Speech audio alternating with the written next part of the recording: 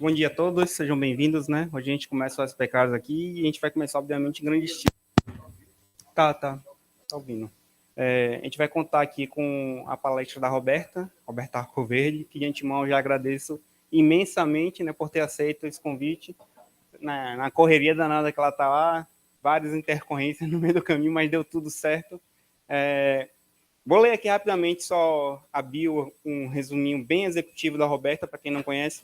A Roberta trabalha com desenvolvimento de software desde 2008, é mestre em informática pela PUC, bacharel em computação pela UFPE, lá pelo Centro de Informática.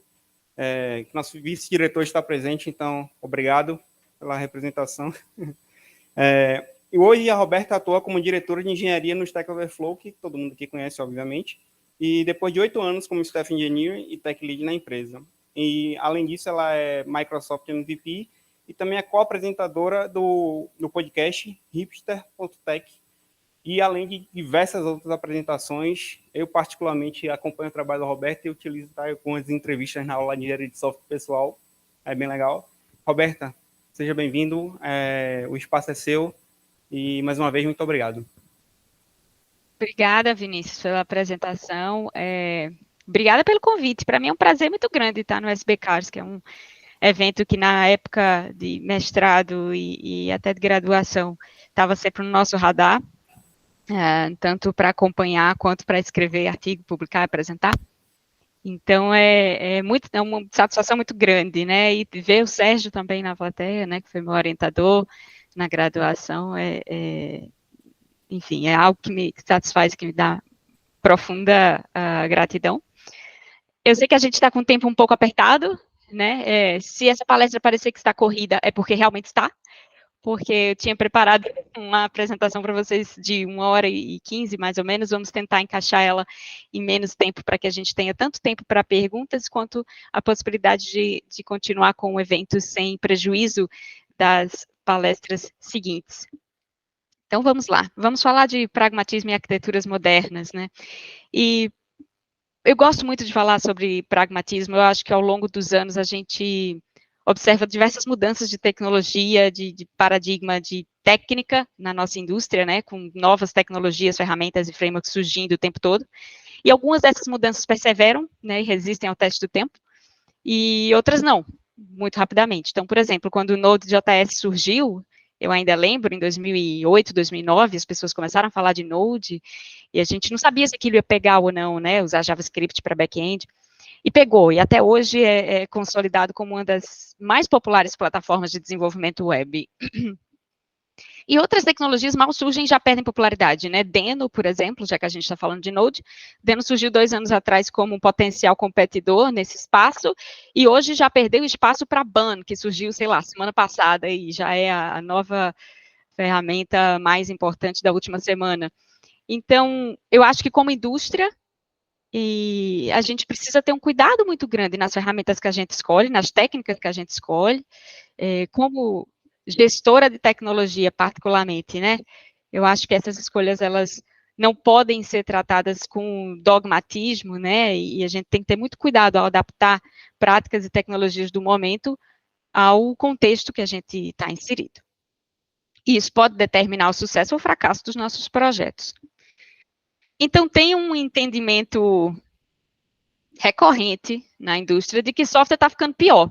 O tempo está passando e a gente não está se tornando mais bem-sucedido nos nossos projetos. O software está ficando mais pesado, a gente está tendo menos preocupação em otimização do uso de recursos, a gente está tendo menos preocupação em escrever coisas que tenham a ver com a nossa solução e está reusando muito coisas que não necessariamente tem. Por exemplo, a gente viu que o Windows 10, agora, que surgiu há pouco tempo, ocupava 15 gigabytes num computador na instalação limpa, o Windows 11 já ocupa 30. Então, por que esse sistema operacional dobrou de tamanho em tão pouco tempo, né? Onde estamos falhando? E eu acho que um dos fatores de falha muito recorrentemente apontados, tanto na indústria quanto na academia, é a degradação de código mesmo, a qualidade de código que está caindo, né? E a gente sabe que código tem uma relação inversamente proporcional à manutenibilidade. Quanto pior o código que a gente mantém, né, mais difícil é manter os projetos, evoluir os projetos e ter sucesso nesses projetos. E isso é uma coisa que não deveria ser controvérsia, né? Existe bastante pesquisa em engenharia de software sobre qualidade de código, tanto na academia quanto na indústria, com diversas publicações que são muito bem acolhidas, recebidas e discutidas no estado da prática, que se debruçam em entender como a gente pode escrever software melhor, que resista ao tempo, né? Só que esses conselhos, muitas vezes, eles ainda confundem ou ainda são confusos quando a gente precisa tomar decisões pragmáticas, né? Por exemplo, um dos princípios de qualidade de código mais comuns ou menos controversos é o DRY, Don't Repeat Yourself, lá do Pragmatic Programa, pessoalmente um dos meus livros favoritos de prática de engenharia de software, e que a ideia é reuse, né? Não escreva o mesmo código 2 ou 3 vezes, você pode extrair aquele código para uma abstração e reutilizá-lo em outros lugares.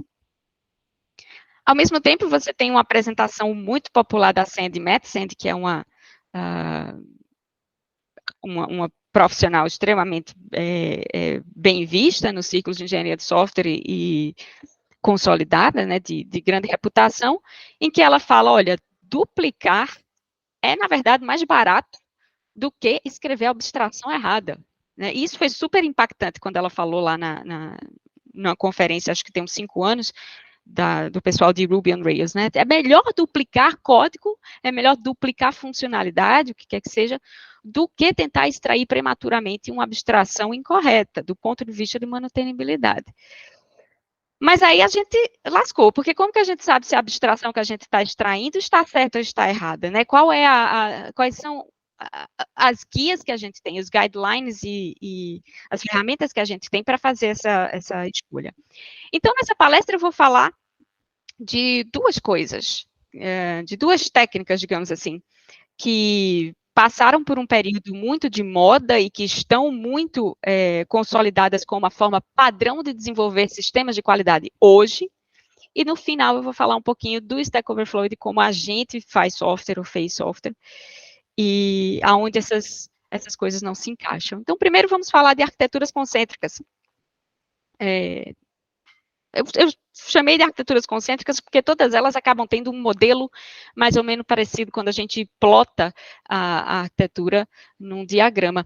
E veja que o termo arquitetura aqui é um termo que eu não gosto muito, porque para mim isso tem muito mais a ver com design de código, né? E essas arquiteturas, no caso,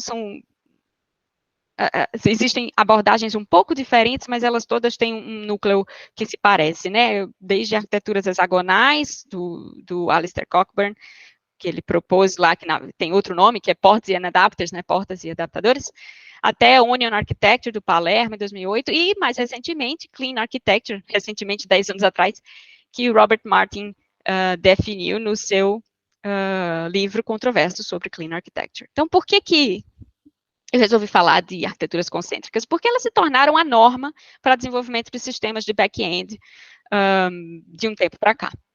A ideia é muito parecida com o que já existe nas comunidades de programação funcional, de ter um imperative shell, né, uma caixa imperativa, e um functional core, né, um núcleo funcional. E qual é a ideia? Você joga as interações que têm efeitos colaterais, que têm interação com I/O, interação com sistemas externos para as bordas da sua arquitetura, do seu projeto, e você mantém um núcleo protegido, blindado, funcional, completamente independente no centro do seu projeto. E essas dependências externas, que são muito importantes, são injetadas em tempo de execução.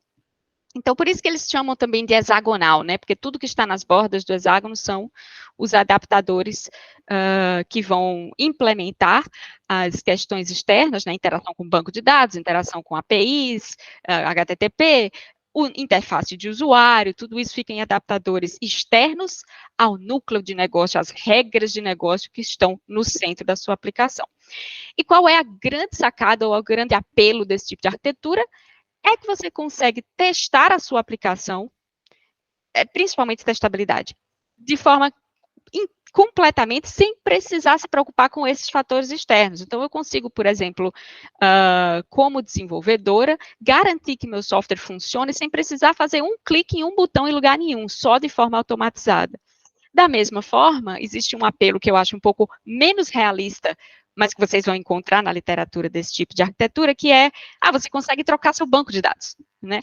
Particularmente, vi pouquíssimas vezes um sistema trocando banco de dados, e mesmo por mais isolada que a arquitetura fosse, quando isso precisa acontecer, ainda é um perrengue, mas é um dos ditos benefícios desse tipo de arquitetura, é que o sistema ou as regras de negócio não se preocupam, não deveriam se importar com o que está nas bordas do seu sistema, e o banco de dados é uma das coisas que está nas bordas do sistema, de acordo com esse tipo de modelagem. O que o Robert Martin fez quando ele propôs Clean Architecture, né, 7 anos depois do Cockburn propor a arquitetura hexagonal, foi meio que requentar o conteúdo do Eric Evans de Domain Driven Design. Então, foi meio que estabelecer guidelines de como que você modela suas entidades de domínio, agregações, princípios como injeção de dependência e como que eles ajudam essas implementações a acontecerem, mas toda a ideia por trás dessas arquiteturas concêntricas é que o fluxo de informação vá de fora para dentro, e você, quem está dentro das camadas, né, dessa cebola, não fala com quem está mais externamente. Então, quando a gente modela, por exemplo, um caso de uso, ou modela uma funcionalidade, digamos, transferir dinheiro para uma conta, essa funcionalidade, essa modelagem, ela não fala com o banco, ela não fala com a interface do usuário, ela independe de tudo isso, né? Esses sinais são todos externamente injetados, e para a aplicação, você poderia estar salvando seus dados num arquivo, você poderia estar salvando seus dados numa API externa, num banco relacional, num banco não relacional, não importa. A lógica core do sistema não se importa com isso. Então, esses foram os apelos e benefícios desse tipo de arquitetura, e, de novo, eu reforço que hoje se tornou padrão, norma no desenvolvimento dos sistemas back-end. É muito comum de encontrar várias implementações, a maioria delas ruins, dessa arquitetura por aí. Eu falo ruins porque, de fato, é uma arquitetura que tem uma complexidade inerente alta e precisa se ter muita disponibilidade de revisitar o que você está escrevendo para remodularizar as abstrações que você cria. Mas aí, como a gente está falando de pragmatismo, eu preciso falar das críticas a esse tipo de arquitetura, né? E a maior delas tem a ver com generalidade especulativa, que é um horror que contamina hoje muitos projetos de software que eu acompanho, ou que eu me deparo na indústria, né? O Vinícius falou do meu trabalho como podcaster, a gente entrevista gerente de engenharia, diretor de engenharia à torta e à direito, e uma queixa muito comum que eu vejo é: a gente abstraiu demais a nossa arquitetura e nunca usou essas abstrações para nada. Então, a gente tem, na verdade, 3 classes concretas ou módulos concretos que implementam alguma funcionalidade que são utilizados, e tem uma dezena de interfaces de abstrações, de classes abstratas, de código de conexão de um módulo com outro, que não é utilizado, ou que tem muito pouca lógica de negócio, que está ali só para fazer uma colagem dos módulos, né? E isso, evidentemente, causa problemas de manutenibilidade, porque para a desenvolvedora que está mantendo esse código, essas interfaces, esse código, esse boilerplate, ainda tem que ser entendido, ainda tem que ser mantido. Então, a gente não se livra da necessidade de manter esses módulos só porque eles não são usados na prática. Eles estão lá, eles estão poluindo a base de código, eles estão existindo como interfaces de fato na sua aplicação. Então, você precisa se preocupar com eles. Para quem precisa navegar, por exemplo, para entender um sistema, né? Digamos que eu cheguei agora num sistema construído de forma hexagonal e eu preciso entender como um caso de uso interage do início ao fim para achar um bug, por exemplo. A implementação desse caso de uso, muitas vezes, do fluxo inteiro, está espalhado em módulos tão diferentes que a gente gera o padrão de control-click, né? Tipo, para entender um caso de uso na sua totalidade, eu preciso, na verdade, consultar 15 ou 20 arquivos ou módulos diferentes, só para entender de que forma eles se conectam. Então, tudo isso, no fim, é over-engineering, né, do que a gente está falando, que é o excesso de abstrações que são inúteis, que são escritas com a esperança de que a gente vai precisar delas no futuro, e na prática, poucas vezes a gente precisa. Então, diante dessas críticas aos modelos hexagonais e concêntricos, a gente começou a ver alguns autores propondo adaptações, e tem a ver com pragmatismo, a esses modelos. para endereçar esses problemas e tentar torná-los um pouco menos danosos à mantenibilidade do sistema, né? Um dos mais frequentes e comuns é Don't Fight Your Frameworks.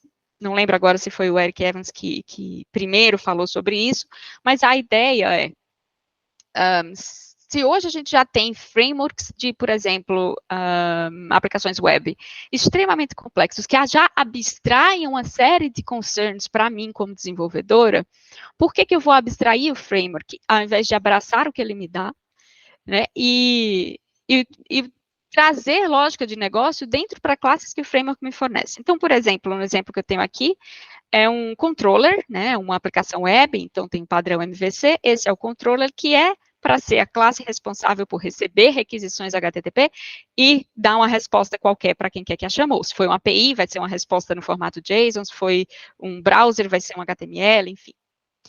O que a gente começou a ver muito em aplicações web hexagonais é que os controladores, eles não faziam absolutamente nada a não ser delegar para um serviço, né? Então, todos os métodos desse controlador, que eram anotadas lá, sei lá, no nosso exemplo aqui, a gente tem uma ação do controlador que retorna um about, né? Barra about de um site, uma página about. Esse método não faz nada, é um método efetivamente middleman, é uma classe que não tem lógica nenhuma, só redireciona as chamadas para uma outra classe que sim, essa vai ter a lógica. Pragmaticamente, faz sentido agrupar essa lógica dentro do controlador. Esse controlador, ele não implementa nada, ele não me adiciona benefício nenhum do ponto de vista de mantenibilidade se eu deixar ele do jeito que está. Então, trazer o que a arquitetura concêntrica chama de camada de aplicação, que é a primeira camada do domínio, que não é das bordas, né, como é o caso de uma interface web, é uma decisão pragmática que suja a arquitetura hexagonal do ponto de vista puro que ela deveria ter, mas que faz muito sentido para a gente evitar ter uma classe que só age como middleman, que é um outro SMEL, de qualquer forma. Isso acontece muito também com interação com banco de dados, mesma coisa. A maioria das aplicações de hoje usam ORMs, né, frameworks de mapeamento objeto relacional, para lidar com o banco de dados, para interagir com o banco de dados. E muitos desses frameworks já atuam com anotações. Então, o JPA, que é o exemplo que eu tenho aqui, mas vários outros frameworks de outras tecnologias, você consegue anotar suas entidades, sua classe, para dizer quem que ela representa no banco de dados, né? E isso, mais uma vez, é uma coisa que está sujando o seu domínio. Você está trazendo um concern de persistência para o seu domínio. Mas ou você faz isso na sua classe, na sua entidade, ou a alternativa é criar uma outra classe de entidade só para persistência e uma só para o domínio, criar lógica de tradução entre essas duas, criar uma interface de repositório para que as implementações dessa interface consigam lidar com os dois DTOs, quer dizer, você extrapolou a quantidade de lógica, de código, de classes, de arquivos que você tem que ter na sua aplicação para manter essa separação, cujo benefício é dúbio, porque o ORM também já é uma abstração do banco de dados. O ORM já abstrai a tecnologia de banco de dados que você está usando. Então, assim, tem uma discussão muito profunda e recente na indústria acerca dessas decisões pragmáticas, de até que ponto a gente consegue ir contra a pureza da especificação da arquitetura para ajudar a nossa mantenibilidade. Eu coloquei o link essa é uma thread, na verdade, do Twitter, do Rafael Ponte, que dá vários desses exemplos onde, olha, tem coisas que é melhor não abstrair, eu não poderia concordar mais. Só para ficar com um exemplo, ele fala, não faz sentido a gente tentar abstrair se uma chamada é remota ou local. É melhor para mim, como desenvolvedora, saber se a chamada que eu estou fazendo é uma chamada remota ou não, porque a forma que eu vou tratar erros, tratar, por exemplo, retentativas de fazer aquela chamada, esperar por timeouts ou não, tudo isso muda se eu souber se uma chamada de método é local ou não. Eu não preciso me preocupar, por exemplo, com timeouts numa chamada local que está dentro do mesmo processo, dentro de uma aplicação. Mas se eu estou fazendo uma chamada de uma API, eu preciso me preocupar se essa API demora muito para me responder, se está indisponível, se eu estou limitada, né, porque eu já fiz muitas chamadas, enfim. Toda a forma como a gente desenvolve ao redor daquela chamada é algo que é melhor para a desenvolvedora saber, para que ela construa alternativas de lidar com ela mais eficientes. E quando a gente tenta abstrair essa informação em função de dogmatismo mesmo, de, não, mas a aplicação não deveria se importar, é muito bonito isso, num mundo muito utópico do qual eu, pelo menos, não faço parte. E esse era o meu rant sobre arquiteturas concêntricas. Tem um outro padrão de arquitetura, esse sim, tem mais a ver com arquitetura, porque tem mais, na minha visão, né, e menos com design de classes, porque tem a ver com os componentes da sua aplicação, é a explosão de microserviços como também arquitetura padrão do desenvolvimento dos sistemas de hoje em dia. Né, desde 2015, por aí, a gente começou a ver a popularidade de microserviços crescer muito, até se tornar, como eu estava falando, padrão hoje, quando o novo sistema é projetado, né, a gente já parece que começa a pensar nele do ponto de vista de um sistema distribuído, e isso para mim é muito curioso, porque vem a revelia de todas as direções que as personalidades mais famosas da engenharia de software nos dão, né? Martin Fowler mesmo fala, se não precisar distribuir seu sistema, não distribua, né? Se não for absolutamente necessário, porque você está inserindo uma complexidade desnecessária. Mas parece que como indústria a gente resolve ignorar esse conselho e pular de cabeça na adoção desses padrões, porque a gente acha, talvez porque a gente acha eles mais interessantes do ponto de vista de desafio técnico. E não apenas começou a adoção de microserviços a ser muito frequente, mas explodiu a quantidade de conteúdo sobre microserviços também, né? O culpado por isso tudo talvez seja o Building Microservices, que é o livro do Sam Newman de 2014, quer dizer, pegou ali o começo da onda de microserviços, em que ele define microserviços como unidades independentes modeladas ao redor de um domínio, né, de negócio específico. É muito parecido com SOA, com serviços, como a gente está acostumado a falar, mas a diferença é que aqui a gente tem serviços que só tem uma responsabilidade, então eles são pequenos. E por serem pequenos, teoricamente, mais fáceis de entender. Se eu sou uma desenvolvedora que só mantém um microserviço, eu tenho todo o código daquele microserviço encapsulado num pacote, num repositório, com um banco de dados próprio, com todas as decisões de projeto que eu posso fazer para ele contidas naquele pacote, então isso torna a sobrecarga cognitiva que eu tenho para mantê-lo muito menor. Outra coisa interessante de microserviços é que eles são tipicamente agnósticos em tecnologia, então a gente pode ter um grande sistema, sei lá, um Netflix da vida, né, que é uma empresa que tem mais de 1.500 microserviços na sua arquitetura, com serviços implementados em tecnologias completamente diferentes. Java, Elixir, NoSQL, SQL, não importa. Os clientes do serviço não se importam, não precisam se importar, não devem se importar com os detalhes de implementação do microserviço. E isso faz com que ele seja muito rico.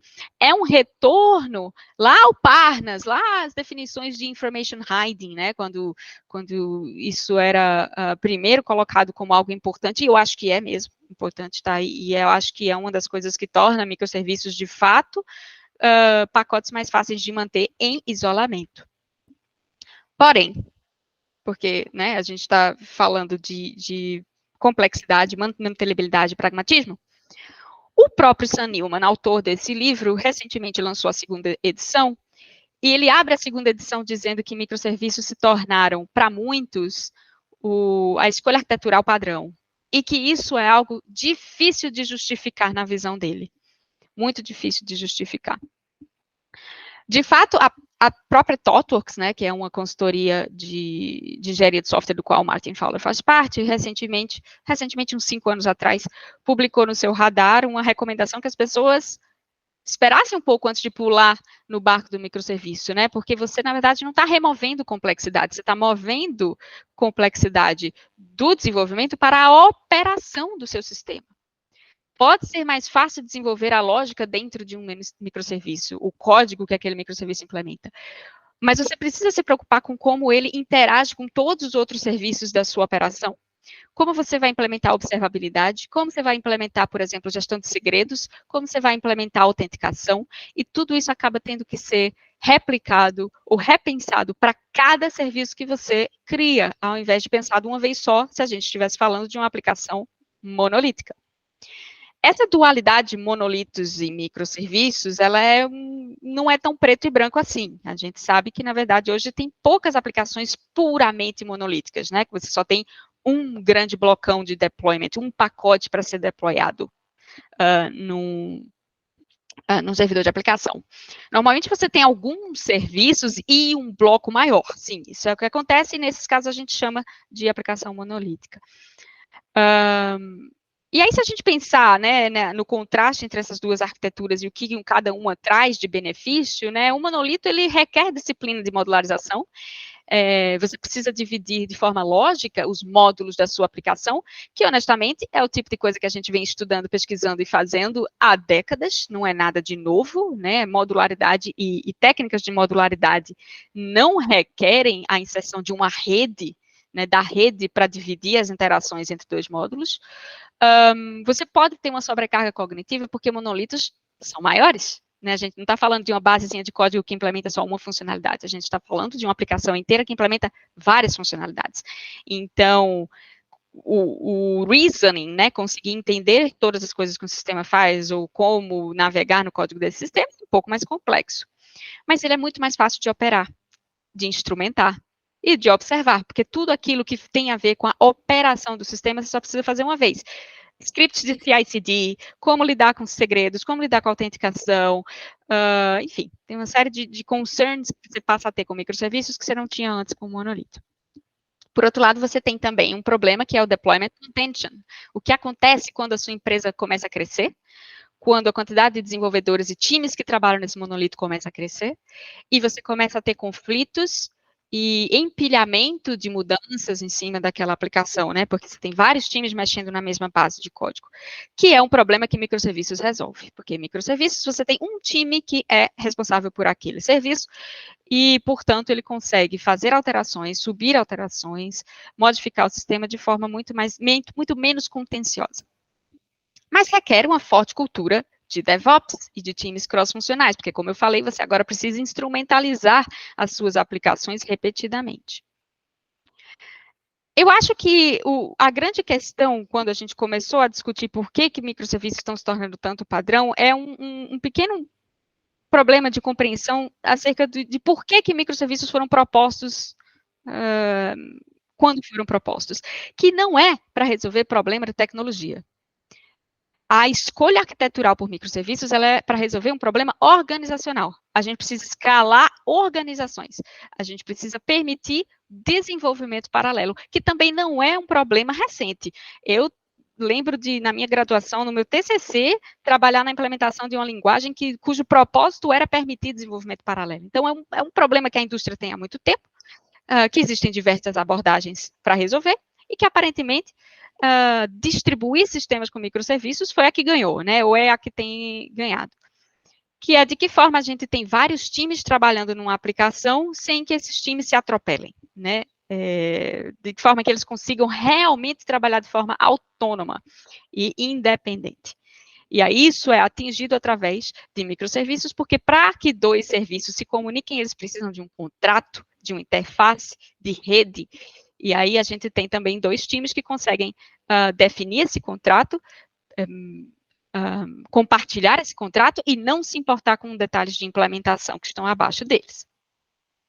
Mas escalabilidade é muito falado como uma coisa que microserviços também resolve, porque agora você consegue escalar sua aplicação de forma horizontal. E não é tão simples assim. Lembra que quando a gente fala de microserviços, a gente está falando de uma adição de rede, de latência, de serialização, de uma série de coisas que prejudicam a sua escalabilidade, se não forem feitas de forma inteligente, de forma ideal. Né? Tanto que a gente começa a ver agora algumas empresas e projetos consolidando serviços, trazendo serviços que dependem muito, de forma muito interativa uns dos outros, para um bloco apenas, para um macro serviço ou para um pequeno monolito, depende de como você queira definir, para reduzir custo de escalabilidade. Isso a gente viu na Amazon, isso a gente viu mais recentemente no Shopify. Na verdade, o Shopify nunca adotou microserviços, sempre adotaram uma arquitetura de monolito modular. E eles conseguem ter desenvolvimento paralelo e vários times trabalhando nos seus sistemas de forma independente, mesmo sem microserviços, através de regras muito bem definidas de modularidade de software.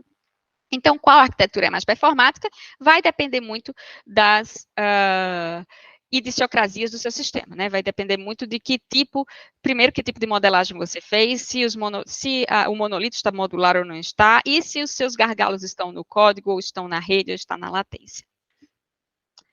Bom, como eu falei, a gente vai agora discutir um pouquinho de como o Stack Overflow faz software, ou escreveu software nos últimos 15 anos ou mais. E eu queria falar um pouco disso, porque eu acho que tem tudo a ver com o tópico maior de pragmatismo. Em 2015, eu dei uma palestra só sobre a arquitetura do Stack Overflow no QCon do Rio. 2015, veja só quanto tempo faz. Eu era novinha.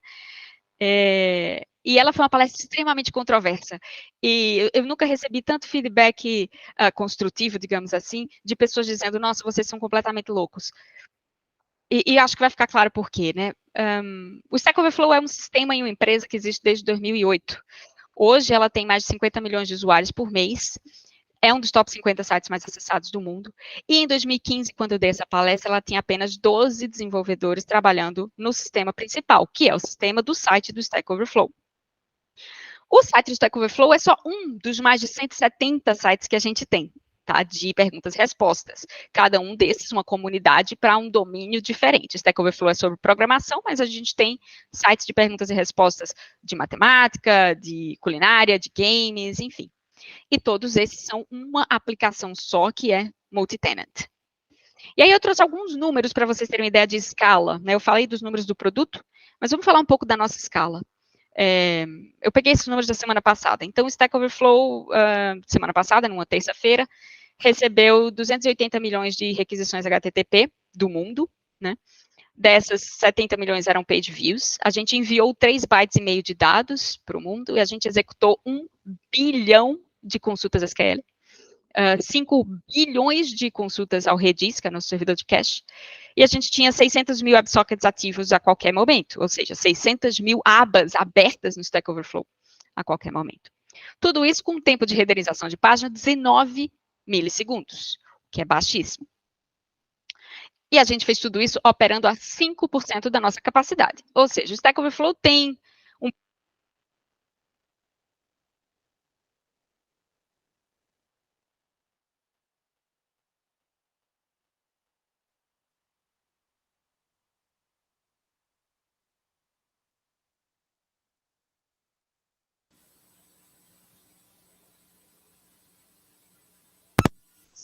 Olá, Roberta. Som. Alô, Roberta. Acho que o seu som não tá saindo mais.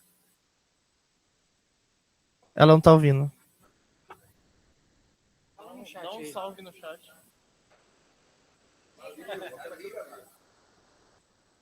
Socorro.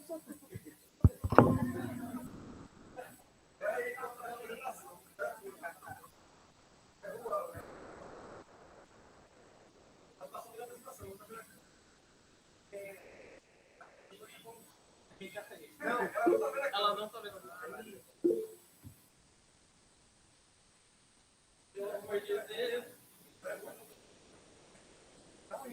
Eu tô falando, mas não tá saindo o som pra ela. Quer dizer, o som tá indo, ela não tá escutando. Não, aqui ó, tá mutado. Não, aqui, o meu som tá saindo. O headset dela pode funcionar. Derruba ela.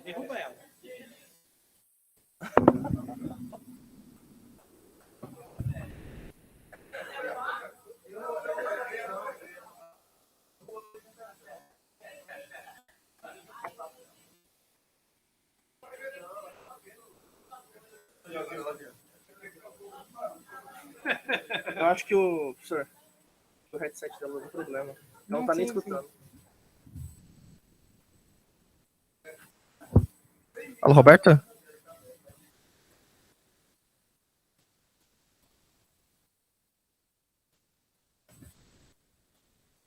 Roberta, eu acho que o seu headset parou de funcionar, porque parou de sair o seu som aqui e você não tá conseguindo escutar a gente.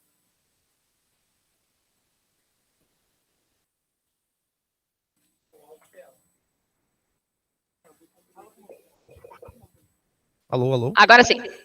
Ah, voltou agora. Ele descarregou, desculpa. Onde eu parei? A gente parou lá no slide das 5% da capacidade do Stack Overflow. Perfeito. Eu vou voltar rapidinho, porque eu também não quero que a gente perca muito tempo. Vocês pararam aqui. Isso mesmo. Isso? Tá. Isso. Então, a gente recebe todo aquele tráfego usando apenas 5% da nossa capacidade de hardware. E como que a gente faz isso? A gente faz isso tratando performance como uma feature, né? Esse, na verdade, é a foto do nosso data center inteiro, tá? A gente continua tendo um data center próprio. Então, usar performance como uma feature significa dizer que a gente toma decisões arquiteturais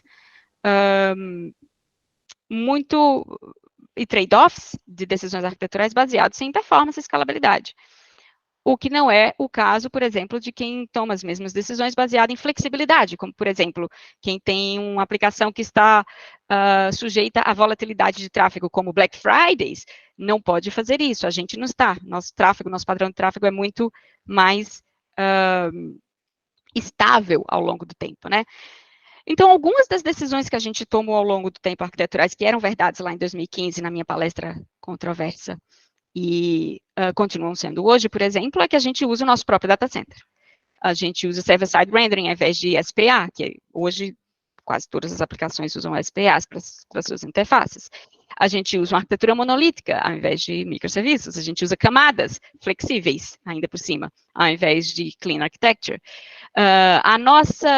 O nosso padrão de desenvolvimento, a forma como a gente desenvolve, dificulta muito a escrita de teste de unidade, então a gente tem pouquíssimos testes. E a gente usa um banco relacional e não NoSQL, que hoje também é visto como, nossa, se você precisa de uma arquitetura que escale, você tem que usar um banco de documentos, que a gente mostra que não é o caso.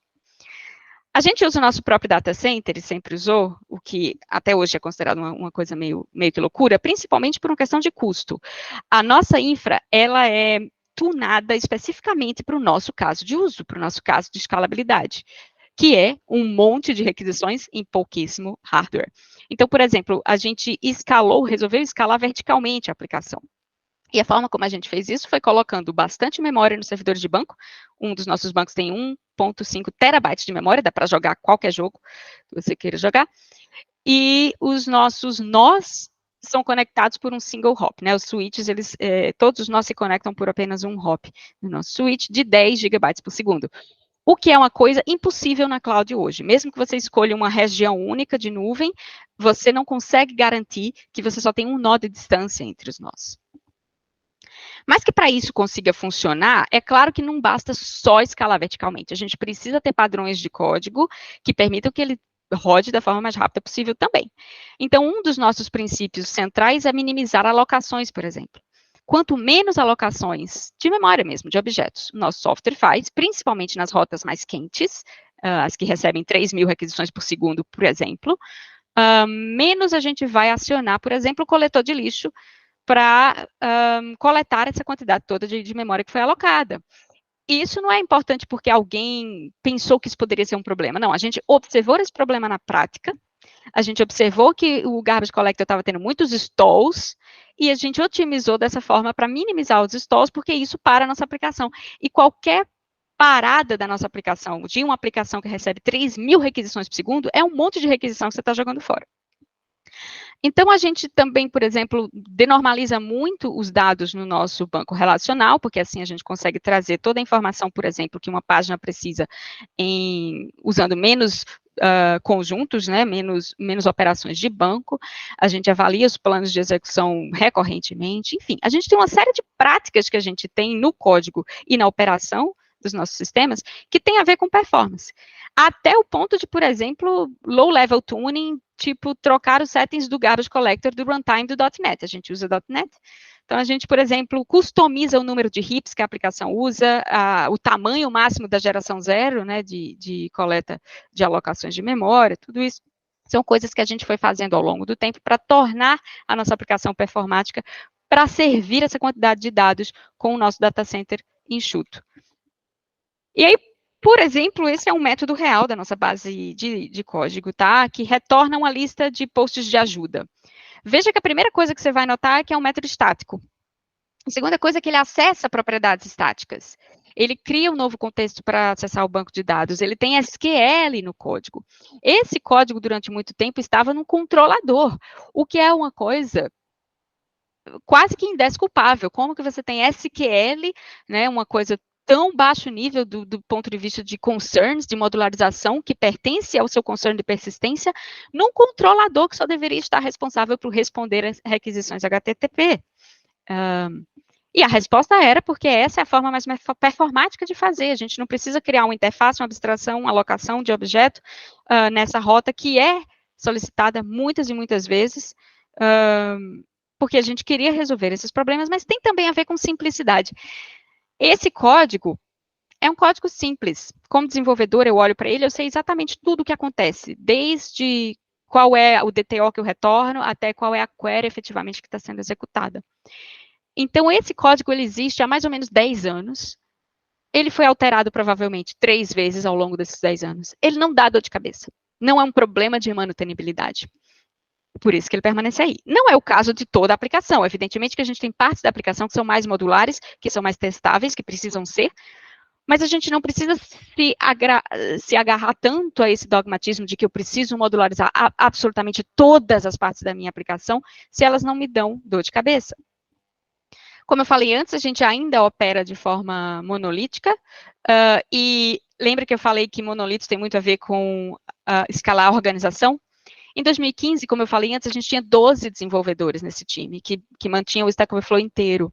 Eu não preciso quebrar esse time, eu não preciso quebrar a minha aplicação para permitir desenvolvimento paralelo, porque o time é pequeno o suficiente para conseguir manter essa aplicação de forma autossustentada.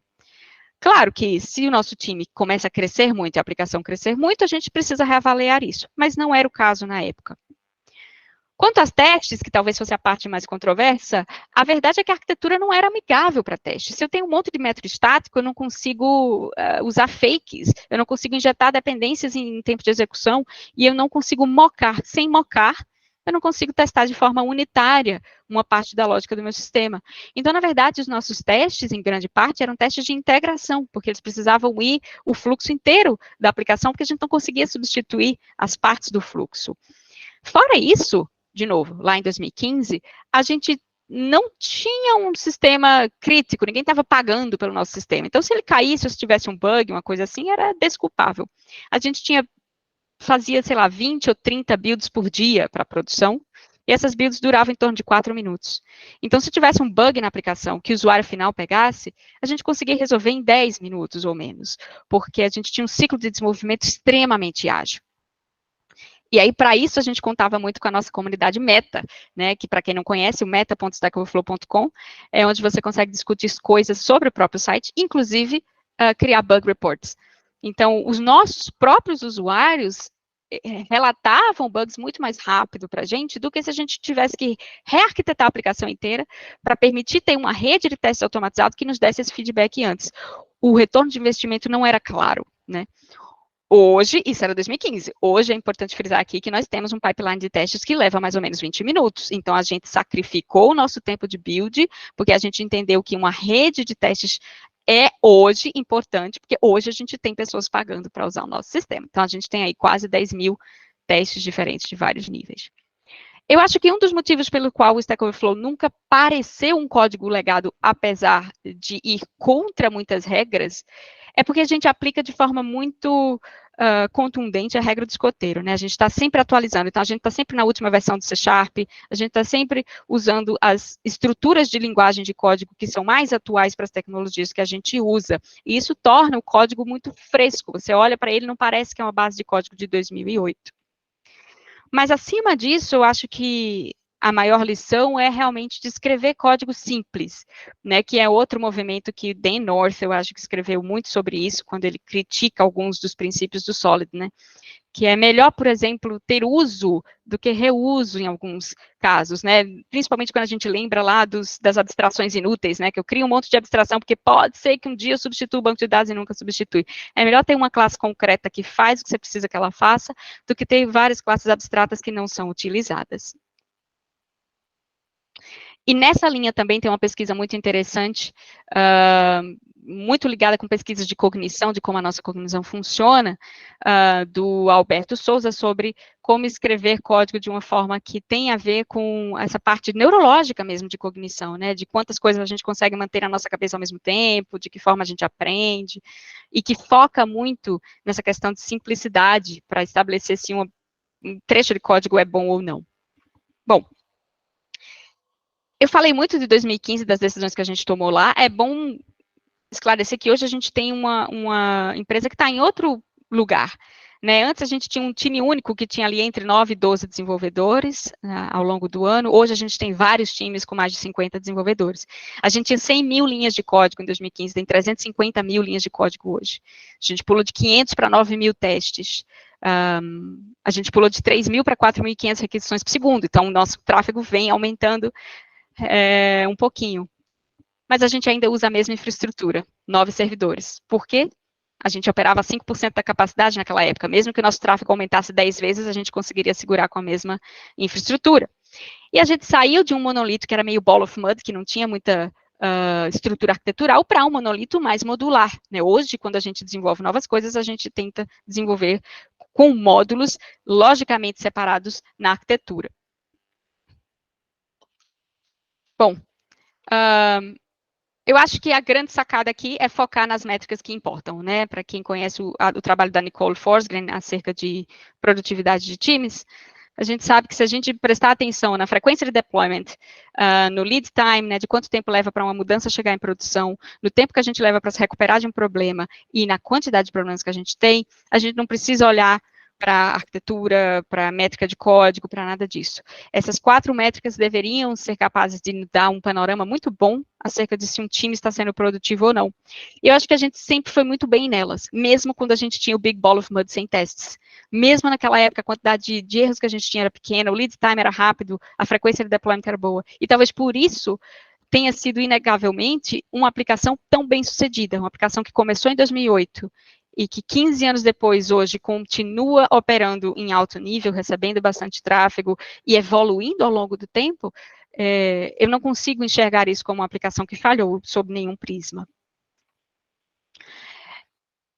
Eu gosto muito, para fechar, esse é meu último slide, desse gráfico, ele me fez rir muito a primeira vez que eu vi. A única coisa que eu não gosto dele é que parece que a gente sai de um lugar e volta para o mesmo lugar, né?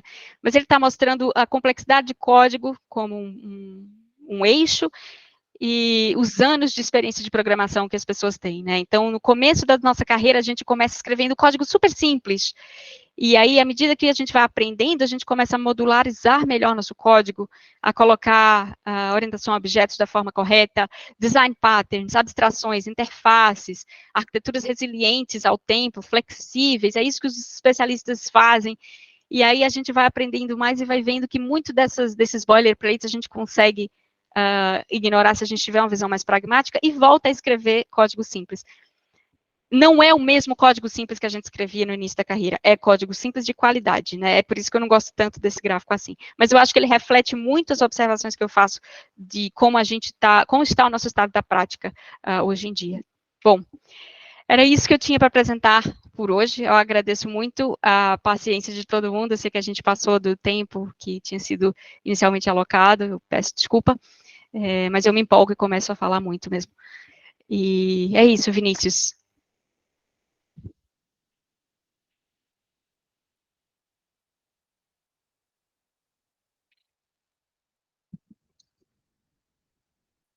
Obrigado, Roberta. Obrigada, Agora gente. tá. Foi massa.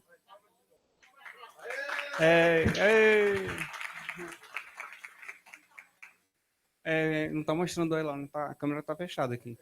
Deixa eu parar a apresentação, que talvez eu apareça. Não, a nossa câmera tá fechada. A internet deu ruim aqui. Aê! Massa, valeu. Então, vamos abrir para perguntas. Ali temos uma pergunta.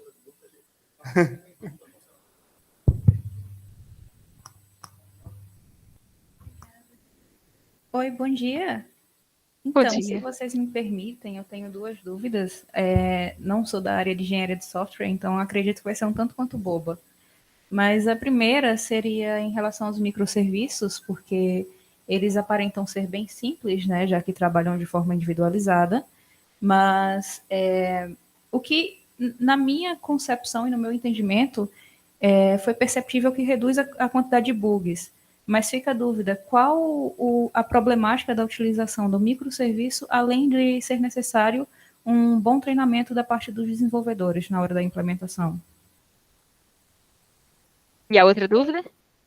A outra dúvida é sobre o sistema monolítico, que, assim, você falou que os testes eram voltados mais para a parte da implementação. Só que não ficou muito claro para mim se era um caso isolado ou era porque vocês utilizam a padronização de código. Tá. A segunda, imagina, a segunda pergunta é mais fácil. O nosso código é difícil de testar não por ser monolítico, pelo menos era difícil de testar, não por ser monolítico, mas por causa dos padrões de código que a gente adotou para permitir que ele fosse mais performático. Então, por exemplo, quando você usa estruturas estáticas de código, você dificulta a utilização de mocks, né? Você não consegue injetar dependência, porque você não tem uma instância que em tempo de execução vai ser trocada por outra instância de um objeto que vai implementar aquela parte do código, aquela lógica. Então, o que eu não consigo fazer, por exemplo? Eu não consigo testar aquele código, por exemplo, que eu mostrei, que tinha SQL, que ia no banco, sem ter banco. E se eu tenho banco no meu teste, ele deixa de ser um teste de unidade, porque ele passa a depender de uma coisa externa ao meu código, que é a existência de um banco, que o banco seja ativo, que o banco seja acessível pela infra de testes, e você passa a ter um teste de integração, o que tudo bem. É legal ter teste de integração também, é importante, é possível, e na época a gente até tinha vários. Mas existia uma outra análise de trade-off, a gente tinha, para ser bem precisa, 514 testes escritos na época que eu fiz aquela apresentação, em 2015. E a maioria deles, a grande maioria, eram testes de integração, exatamente testes de integração. Por que a gente não tinha mais? Porque eram áreas de código que a gente não se importava tanto em ter essa corretude toda. Tudo bem se tiver um bug aqui, sabe? Eu não preciso refatorar meu código inteiro só para que ele se torne testável. Se é um trecho de código que, se falhar, meus usuários vão me dizer rapidamente, eu consigo consertar rapidamente. E, sei lá, é um trecho de código que é executado uma vez a cada 15 dias. Não é a minha página principal de pergunta. É uma parte da funcionalidade que não é tão importante assim. Então, eu acho que é uma forma muito pragmática de ver que a gente não precisa, por exemplo, atingir 100% de cobertura de testes na nossa aplicação. Que é importante ter 100% de cobertura nos fluxos críticos da sua aplicação. Login, sei lá, no nosso caso, responder uma pergunta, fazer uma pergunta, são fluxos críticos. Agora, criar um sinônimo para uma tag, que é uma funcionalidade que quase ninguém usa, que é super escondida, enfim, que é muito nichada, talvez eu não precise me importar tanto. Isso tudo é uma questão de decidir retorno de investimento, tá? E custo de oportunidade. Se eu tenho uma equipe de desenvolvedores muito reduzida, eu quero direcionar aquela equipe para fazer as coisas que vão me dar o maior retorno. Agora, quanto à sua outra pergunta sobre microserviços, que aparenta ser bem simples, esse é o grande benefício dos microserviços. O código deles é muito simples, realmente. Tende a ser, né? Se forem bem feitos e bem modulados. Justamente porque eles estão trabalhando só com um pedaço do negócio, né? Mas você complexifica muito a operação do sistema como um todo. Porque agora, ao invés de você ter um repositório só, por exemplo, você precisa ter N repositórios para todos os seus microserviços. Se você precisa entender como um fluxo funciona end-to-end, sei lá, transferência de banco. Provavelmente a transferência de banco vai passar pelo microserviço de autenticação, pelo microserviço de pegar saldo de uma conta, pelo microserviço de transferir efetivamente, pelo microserviço de notificar um usuário. Você tem uma complexidade do ponto de vista de distribuir o comportamento, e aí alguns desses fluxos ficam mais difíceis de entender. Mas a grande sacada, na verdade, o grande problema que microserviços ajuda a resolver, na verdade, não é simplificar as aplicações. É como eu falei, é a permitir que times diferentes desenvolvam suas features de forma independente. E para isso você assume um custo. E esse custo é a dificuldade e a complexidade de operar esses serviços. Porque pensa assim, é muito mais fácil para mim como desenvolvedora escrever uma classe que chama um método de outra classe. Pronto, acabou. Né? É um método que está dentro do mesmo processo. Se eu tenho que chamar uma API de um outro serviço que está lá longe, eu começo a me preocupar com várias outras coisas. A API está indisponível? Se está, o que é que eu tenho que fazer? A rede caiu, se caiu, o que eu tenho que fazer? A API vai mudar, então eu tenho que mudar no meu ponto também. Então eu tenho que distribuir essa mudança em vários sistemas diferentes, que são mantidos por times diferentes, ao invés de fazer isso num lugar só, por um time só. Então você não está diminuindo a complexidade do sistema como todo, você só está movendo ele para outros lugares. E isso faz muito sentido em uma série de aplicações, tá? Netflix é uma delas. Nubank é outra. O Nubank é famoso por ter acho que mais de 2.000 microserviços na sua arquitetura. E faz super sentido para aplicações financeiras também, que você consegue implementar outros tipos de coisa. Se você tem um time forte de infraestrutura, um time forte de DevOps, um time forte de observabilidade, essas preocupações são mitigadas ou são diminuídas. Mas é tudo uma decisão de engenharia mesmo que tem que ser feita, né? Tipo, eu vou investir nisso ou eu vou investir em modularizar meu monolito para não precisar investir tanto em observabilidade, ou investir tanto em infraestrutura. São os trade-offs. Tem uma outra pergunta ali.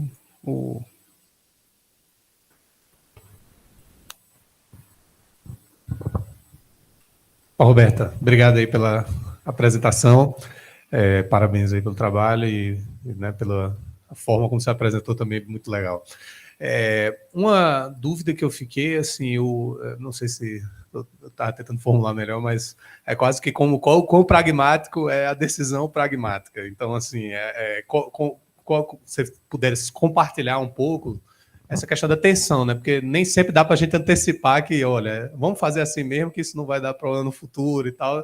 Já aconteceu algum tipo de decisão que vocês, né, se arrependeram um pouco, tudo mais, assim, essa discussão aí, nessa tensão do o quanto que a gente, né, tenta fazer algo upfront, né, versus, né, não, vamos deixar do jeito que está e vocês realmente chegam a discutir ou vão, né, tocando a coisa e periodicamente revisam isso, assim, eu fiquei só na curiosidade aí sobre esse processo, assim, do pragmatismo. Excelente pergunta. Eu acho que existem hoje, não hoje, né, mas a gente já fala há muito tempo também de arquiteturas emergentes, né, que são as arquiteturas que emergem a partir da implementação, que você não tenta decidir antecipadamente quais são as abstrações que você precisa, você não tenta tomar essas decisões antes de ter software rodando com o usuário, né, que eu acho muito positivo, porque às vezes que a gente tentou modelar uma aplicação antecipadamente, sem saber, por exemplo, quais vão ser as respostas dos usuários a essa aplicação, quais vão ser os requisitos de performance, quais vão ser os requisitos de flexibilidade, a gente acaba criando abstração que não funciona e que eventualmente a gente tem que mudar. Então, o nosso processo sempre vamos escrever a coisa mais simples que pode funcionar nesse cenário e vamos ver quais abstrações emergem naturalmente a partir da evolução desse cenário. Isso pode dar ruim? Pode, e já deu várias vezes, e dá comumente na indústria como um todo, né? Eu acho que, por exemplo, quando você tem um sistema muito mais crítico do que o nosso, ou muito maior e mais complexo do que o nosso, eu citei o Nubank, por exemplo, como um bom exemplo, você precisa ser um pouco mais deliberado nas suas decisões arquiteturais, né? Você precisa ter um cuidado maior. Mas são contextos diferentes. Porque, por um lado, por exemplo, eu preciso ter esse cuidado quando eu estou modelando uma funcionalidade crítica como a autenticação. Eu não posso colocar qualquer implementação de autenticação e torcer para dar certo, esperar o primeiro bug de segurança para resolver. Eu preciso fazer pesquisa antes. Eu preciso entender quais são os protocolos de segurança que eu tenho que seguir. Eu preciso entender como que eu faço para garantir que meu sistema não vai deixar uma conta ser hackeada ou sequestrada por outros usuários. Como eu garanto que a pessoa é quem ela diz que é? E para isso tem técnicas, tem conhecimento existente prévio que a gente, né, pesquisa, faz, modela, propõe. Mas para as outras coisas, para, por exemplo, novas funcionalidades, a nossa estratégia normalmente vamos implementar da forma mais simples, que representa o conhecimento que a gente tem hoje disso aqui, vamos ver o que é que emerge a partir, por exemplo, da tentativa de escrever testes. Testes são excelentes formas de a gente ver se a nossa abstração está legal ou não está, principalmente testes de unidades, porque ela mostra, está muito difícil testar isso aqui, se está difícil, é porque provavelmente está faltando flexibilidade nessa funcionalidade. E talvez esteja, mas se estiver de forma deliberada, né, não, eu troquei flexibilidade por performance, nesse caso. Então tudo bem, então a gente não troca testes por alguma outra coisa, para reavaliar. Então, não sei se eu respondi sua pergunta bem, mas o processo é mais ou menos esse. Mais perguntas?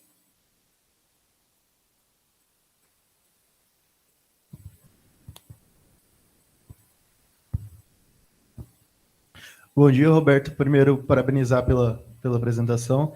Meu nome é Felipe, acadêmico de Engenharia de Software da UFMS, e você comentou sobre a questão dos microserviços, eles estarem em tona e parecer até que é padrão, como foi comentado, e isso está associado a também uma redução de custos para as empresas, até mesmo porque você comentou que tira a complexidade de um lado e coloca para o outro, e se isso tem a ver com a questão, de alguma forma, com os layoffs que tiveram no início do ano, de exatamente você diminuir a complexidade da implementação e colocar isso na parte de organização da instituição, e se isso também tem a ver com a grande formação que a gente teve dos últimos anos, de não necessariamente o desenvolvedor que estudou afinco algoritmo ou arquitetura ou essas coisas e está sendo mais formado por videoaula e que às vezes, não às vezes, mas tem um conhecimento pragmático realmente de implementar, mas às vezes não entende o contexto por inteiro e se isso influencia nos microserviços, no fato de ter aumentado a frequência com que eles têm sido realizados. Tá, eu não acho que foi isso, não, porque a explosão de microserviços ela é mais anterior a, por exemplo, você citou essa recente estourada de bolha, né, essa queda, os layoffs, que a gente viu na indústria como um todo nos últimos 1 ano e meio, 2 anos. A gente tem falado sobre microserviços desde 2015, então é um pouco anterior a esse movimento. Ele é até presente no movimento contrário. Quanto mais a gente precisa escalar nossa organização, contratar mais desenvolvedores, ter mais times. Você pensa, para citar de novo o Nubank, só porque está fresco na memória, eles têm mais de 2.000 desenvolvedores. Então, como que você pega 2.000 desenvolvedores e fala, trabalhem todos na mesma base de código? É difícil imaginar isso acontecendo. É difícil porque, de fato, problemas como contenção de deployments vão se multiplicar. Se hoje na Stack Overflow acho que a gente está nesse projeto do Stack Overflow está com 30 e poucos desenvolvedores, a gente já tem em torno de 20, 25 deployments por dia, né, ou seja, quase um por pessoa, fazendo um deployment por dia. Imagina com 2.000 desenvolvedores numa base de código só, uma loucura de gerenciar. Então, eu não acho que essa seja a associação, não. E eu acho também que a decisão por adotar microserviços, ela normalmente não é uma decisão que vem do negócio, não é uma decisão que vem da liderança da empresa, pelo menos não da liderança de negócio. Ela é uma decisão de engenharia, né? Somos eu, como diretora de engenharia, são os desenvolvedores, os times que estão levantando a mão e dizendo, eu quero implementar isso como microserviços. Parte disso eu acho que tem a ver com o hype mesmo. Os desenvolvedores estão vendo que microserviços são a forma padrão que muitas empresas estão adotando para desenvolver coisas interessantes, eles querem aprender coisas interessantes, né? Eles querem desenvolver com tecnologias que estão na crista da onda, que estão em voga, que são modernas, né? As pessoas querem usar Kubernetes, né? Elas querem aprender sobre containers, é algo que é uma ânsia mesmo de desenvolvimento pessoal e de carreira dos times de desenvolvimento. Talvez isso tenha a ver com o fato de que hoje, você falou de algoritmos, a maioria dos projetos de software da indústria hoje em dia, eles não requerem, não tem esse requisito de complexidade tão grande, né? São 80% das funcionalidades de um software é CRUD, e colar uma API na outra, e fazer uma lógicazinha aqui, mas do ponto de vista de complexidade de engenharia, né, se você não está em grandes empresas, com grandes desafios, ou empresas que são de fato de tecnologia, e a gente tem que pensar aqui que a gente está no nicho de pessoas que fazem faculdade de ciência da computação para trabalhar com desenvolvimento e que provavelmente vão querer se envolver com esses projetos mais complexos. Mas a nossa indústria é muito maior que isso. A gente tem muita gente trabalhando com desenvolvimento que está realmente fazendo coisas que são menos complexas. E é uma oportunidade. Trabalhar com microserviços se torna uma oportunidade de trazer um pouco mais de desafio de tecnologia, né, para dentro do seu dia a dia. É a melhor motivação para fazer? Não é. Mas tem uma frase muito comum na década de 80 que é: ninguém nunca foi demitido por comprar IBM. Né? Na época, a IBM era a marca que fazia os hardwares e softwares de super qualidade. Então, se eu, como gestora, digo assim, não, vamos comprar a IBM, eu nunca vou ser demitida por isso, porque parece uma solução lógica. Eu acho que a mesma coisa acaba acontecendo, às vezes, com microserviços, com outras arquiteturas, né? Quem propor usar microserviços provavelmente vai ser celebrado, não vai ser, porque vão pensar, claro, está todo mundo usando, né? Por que eu não vou usar? Netflix usa, Twitter usa, Microsoft usa, Nubank usa, todas as empresas que estão na crista da onda dos desafios de tecnologia que a gente tem hoje, e que são referência de complexidade de tecnologia, de engenharia, usam. Então faz sentido usar. Só que a gente tem que ver o contexto que essas empresas estão inseridas, né? E eu acho que é isso que é fácil de a gente esquecer, né? E que muitas vezes não é o nosso. Obrigado. Tem mais uma pergunta que a gente, quando estuda arquitetura na faculdade, a gente vê muito isso associado à questão da linguagem de modelagem. E a gente usa por padrão muito e estuda bastante, vê bastante o ML. Queria saber como que, se isso realmente é visto no mercado de trabalho dentro do Stack Overflow e o contato que vocês têm com os desenvolvedores, se realmente é bem difundido o ML ou se tem formas alternativas que também são usadas. Não, o ML continua sendo uma linguagem extremamente poderosa de comunicação, de modelagem. Então, quando eu quero, por exemplo, propor a modelagem para um problema e comunicar essa proposta para outros times, para outros desenvolvedores, a gente acaba sempre caindo num ML, ou é algo que parece muito ML, bolinhas, setinhas. A questão do ML é que o que eu gosto de UML, o que eu acho que é a grande proposta que eu vejo no estado da prática hoje, é que ela dá para a gente uma forma, como eu falei antes, né, uma forma de se comunicar que não é confusa, que todo mundo entende, está todo mundo na mesma página. Porque se você tem esse entendimento coletivo do que um diagrama representa, do que um quadrado com uma setinha vazada representa, do que uma seta pontilhada representa, você não precisa ficar se explicando, tipo, ó, não, eu proponho que a gente tenha uma interface aqui, e, sabe, se você tentar criar a sua própria diagramação, você vai ter que explicar o que ela significa para os outros desenvolvedores. E o ML tira esse problema da sua cabeça. Até diagrama de sequência, que quando eu aprendi na faculdade eu pensei, eu nunca vou usar isso na prática, a gente usa, não cotidianamente, mas a gente usa recorrentemente. É um diagrama poderosíssimo, é uma ferramenta de comunicação poderosíssima. Porque muitas vezes o que a gente precisa entender é justamente qual é o fluxo de dados nesse fluxo de negócio aqui. Da onde sai, desde que o usuário clicou nesse botão, até esse e-mail ser enviado, por onde passou a lógica, né? E hoje eu acho que você pode até debater se o ML é a melhor linguagem para fazer isso, mas é a mais popular. E se é a mais popular, é a mais difundida, é a mais usada, é a que vai tornar mais fácil esse tipo de conversa de progredir. Tem antes, Breno, um instantinho, tem um antes aqui, depois Breno. Bom dia, Roberta. Agradecer bastante a palestra, tá? Foi muito interessante. Estou aqui junto com com 2 colegas, somos analista da Universidade Estadual do Mato Grosso do Sul e tem uma pequena dúvida. Lá temos diversos sistemas específicos, como o sistema acadêmico, a gente desenvolve outros sistemas também. E nossa equipe lá é bem reduzida até.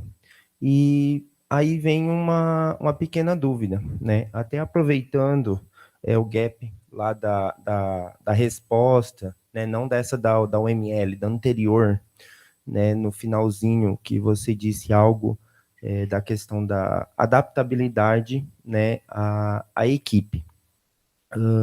Então, a dúvida, né, que vem lá é a questão de acabar utilizando o monolítico ou microserviços, né, dentro de uma equipe pequena, né, visto que vocês eram 12, passaram para 50, né, e pelo que a gente acabou entendendo, vocês ainda usam um sistema monolítico, né?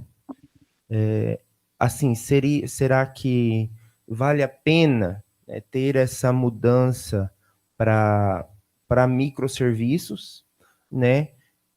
Ou o que a gente deve olhar quando a gente pensa, né, em mudar, por exemplo, do monolítico para o microserviços. Obrigado. Tá. Primeiro que é sempre importante ter em mente que a gente está falando de modularidade. Separar o código da aplicação é uma forma de forçar a modularidade daquele código. Você está extraindo um módulo para um outro lugar. Mas distribuir aplicações não é a única forma de fazer isso. Né? Você tem o Shopify, né, na minha palestra, o Shopify tem hoje mais de 1.000 desenvolvedores e trabalham no monolito modular. Né? Eles têm as formas lógicas que eles usam para separar os módulos da aplicação e dar autonomia para os times que trabalham nesses módulos. E eles têm contratos de ownership mesmo, né, de quem é o dono dessa parte do código, para garantir que não tenha conflitos entre times, que é similar ao que aconteceria se você tivesse 2 times em base de códigos diferentes. Isso já dá para fazer, inclusive, de forma automatizada com Code Owners, com GitHub, enfim. Eu acho que você falou, o que a gente tem que olhar para tomar essa decisão de separar, para distribuir sua aplicação? Não vou nem falar de microserviços, vou distribuir minha aplicação na rede ou não, vou manter ela num único processo. Eu acho que tem 3 coisas. A gente precisa esquecer a ideia de que não dá para escalar um monolito, né? Você consegue ter balanceamento de carga, você consegue ter caching, você consegue ter uma série de estratégias para escalar um monolito, como a gente faz há 15 anos. Então, não é essa a motivação. A motivação, de fato, é quando a gente pensa em ter autonomia dos times e desenvolvimento paralelo. Se você consegue criar um ambiente onde os times têm essa autonomia, não estão se atropelando uns aos outros, dentro de uma base de código monolítica, usando técnicas de engenharia de software que a gente já discute há 50 anos de modularidade. Eu acho que esse é um caminho mais fácil. E é por isso que o Sam Newman fala, né? Você precisa ter uma justificativa muito forte para distribuir sua aplicação, porque você está inserindo complexidade em lugares que hoje você não tem.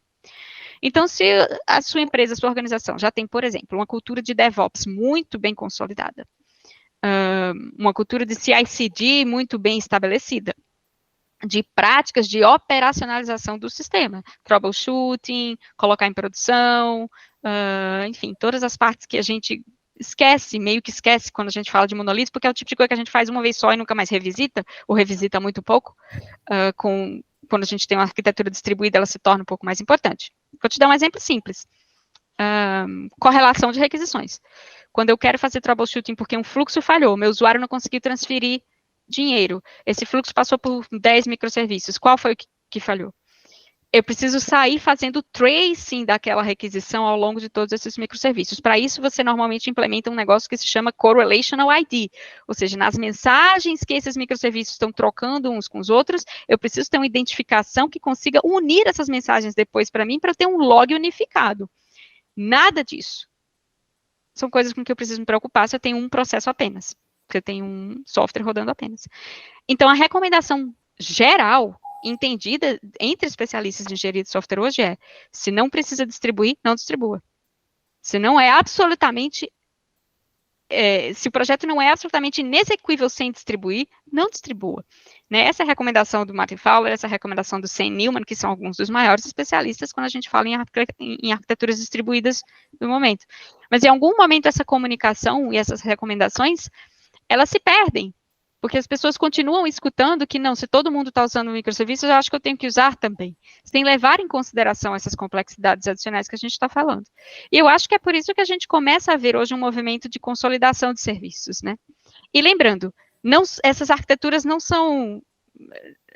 não só existem essas 2 arquiteturas. O Stack Overflow hoje é uma aplicação monolítica que tem 7 serviços orbitando essa aplicação. Tem um serviço de API, por exemplo, tem um serviço de autenticação, por exemplo, então tem um serviço de envio de e-mails. São coisas que estão em bases de código separadas, que se comunicam com o monolito a partir de APIs, não são microserviços, continua não sendo uma arquitetura baseada em microserviços. É uma arquitetura com serviços, não é uma arquitetura que é um monolítico, que tem serviços com as quais ela se comunica, o que não é nenhuma novidade. SOA é uma coisa que existe, que é discutida há muitos e muitos anos também. Microserviços é uma forma opinionada, específica e restrita de fazer SOA, né? E aí, com aquelas coisas que eu coloquei na apresentação. A gente precisa implementar uma regra de domínio apenas, ou uma unidade de domínio apenas. A gente não pode compartilhar banco de dados, então eu não posso ter 2 serviços que acessam o mesmo banco. Aí você pode ter, mas não é microserviço. Então tem uma série de restrições que você coloca para poder chamar uma arquitetura de orientada a microserviços, e essas restrições são parte do que tornam essas arquiteturas complexas. Então é preciso saber muito bem o que você está fazendo para adotá-las. Elas têm o lugar delas, absolutamente têm o lugar delas, e foi o que permitiu que muitas dessas empresas e tecnologias fossem bem-sucedidas, mas elas não... Eu acho que talvez a minha crítica seja a adoção por padrão, né? Por padrão, vá no monolito. Tá doendo para fazer o monolito? Quebre em serviços.